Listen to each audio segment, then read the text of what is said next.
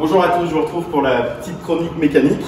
Aujourd'hui, on va parler de la purge des freins. C'est hyper important, on n'est pas suffisamment nombreux à faire attention à ça.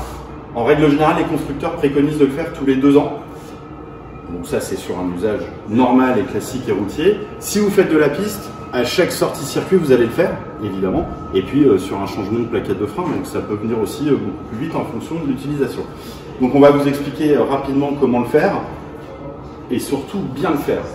Déjà le mécanisme, ici vous avez le bocal de liquide de frein. Donc il faut bien surveiller le niveau qui est quand même toujours le bon niveau, autrement la pression ne sera pas la bonne. Ici on a un étrier de frein, le flexible dans lequel passe le liquide et derrière la vis de purge de frein.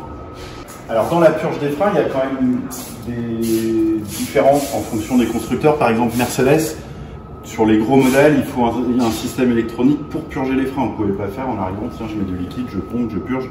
Ça ne marchera pas. Sur une Morgan c'est assez facile. Et après chaque constructeur a des particularités.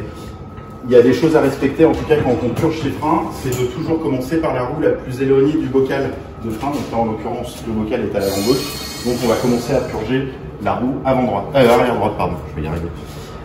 Et ainsi de suite, jusqu'à ce qu'on arrive au bout.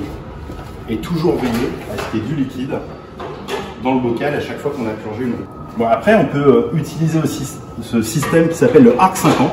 Ça va mettre le système de freinage sous pression et en même temps envoyer du liquide de frein pour faire sa purge de frein tout seul comme un con.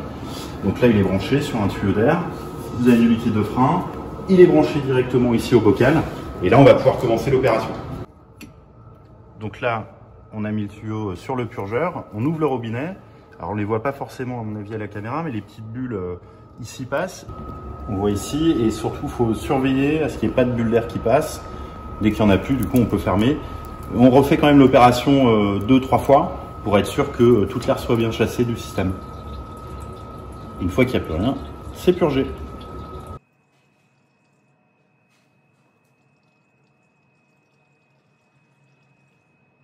Quand on n'est pas équipé de ce système de purgeur, on peut faire la bonne vieille méthode, mais là il faut être 2 pour le faire.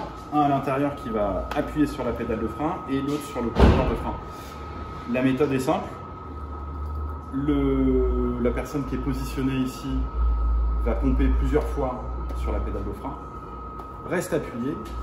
À ce moment-là, la personne sur le purgeur ouvre le purgeur, chasse l'air du liquide du système de freinage, referme, et à ce moment-là, l'opération est faite. Mais il faut quand même répéter sur chaque étrier l'opération 2-3 fois pour être sûr qu'il n'y ait plus du tout de bulle d'air et du coup avoir remplacé tout le liquide du frein du système.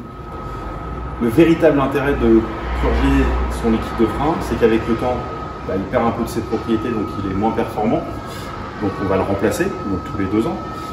Il peut y avoir donc des bulles d'air, mais aussi avec le temps, il peut y avoir un dépôt qui se crée dans le système. Du coup, c'est important de le purger, d'éliminer toutes les impuretés du système.